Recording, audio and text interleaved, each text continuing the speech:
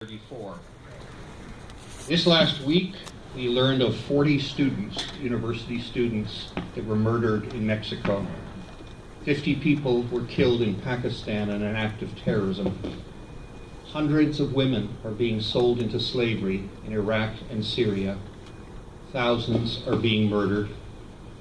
And it's just the news to us. It could never happen here. But then it did.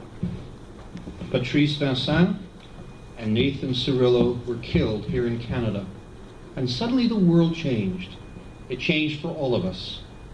For fear of targeting our cadets, they were not allowed to wear their uniforms the night of the Veterans' Dinner. Today in Ottawa, the Princess Royal is rededicating the war memorial dedicated by her grandfather, where that last act of terrorism occurred. A man was murdered in cold blood as he stood guard over one of the most sacred memories of Canadians all over this country. That memorial reminds all of us that freedom is not free. Freedom comes at a price. It is won, and it's kept by men and women who not only serve, but face the final sacrifice of what it is to be willing to go out and to protect you and me. In the present, we all face an unending war that seems to go on against terrorism. A war that can only be won by caring and committed people. It can only be won by those of us who stand against it. Canada today pauses to remember. This country, a tiny population compared to the rest of the world, sent tens of thousands into the trenches in a war to end all wars in Europe. A nation of less than 12 million people went to war again in 1939. Canada built 6,000 planes, 7,000 ships and boats, 40,000 tanks and armored vehicles, and put 1 million men and women into uniform. One of the highest percentages of service of population in the entire world in that war. Merchant sailors faced constant danger, and all of those women who stayed at home were building and farming and building those airplanes and boats and ships. And submarines were right in the St. Lawrence Gulf. Canadians rationed to fight the Axis and to keep freedom open. Korea, Gaza, Cyprus, the Golan Heights, Afghanistan, and Libya. Canadians are not conquerors, but people who fight for peace. Ask the Dutch. They remember Canada. They remember what Canadians did for them.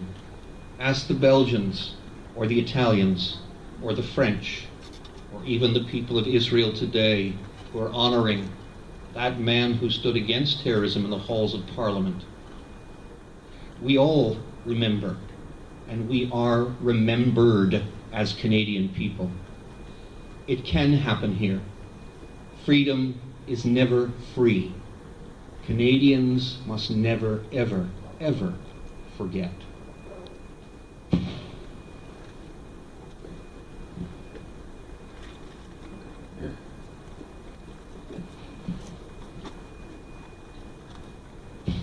Join me in, O God, our help in ages past.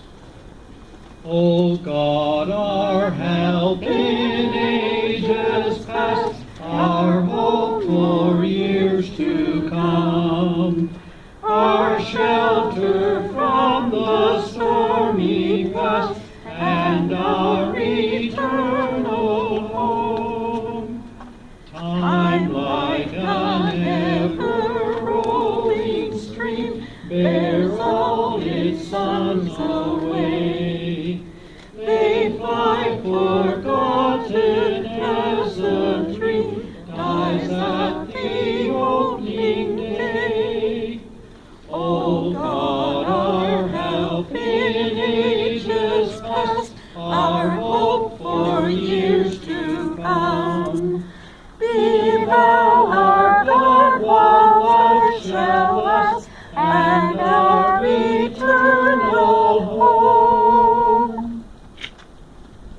Please served and fought and died so that we might be free. Grant me, O Lord, eternal peace, and give them the victory. And in these days of unrest, filled with grave's uncertainty, let not forget the price they paid to keep our country free. And so on this Remembrance Day we offer up our prayer. May all the people of all nations be united and in care. And grant us understanding and teach us how to live, so we may lose our selfish pride and learn to love and give. And keep us ever mindful of the fighting men who sleep in foreign lands, so we may ever keep the light of freedom burning in their honor through the years, and hear their cries for peace on earth sounding on their ears. Forgive us our trespasses, and O God, be thou with us, unless in our pride and arrogance we heedless forgot. Amen. Amen.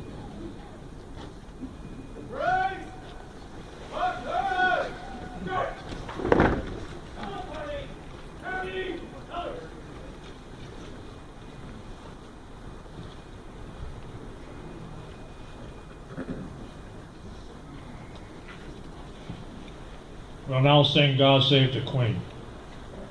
God save our brave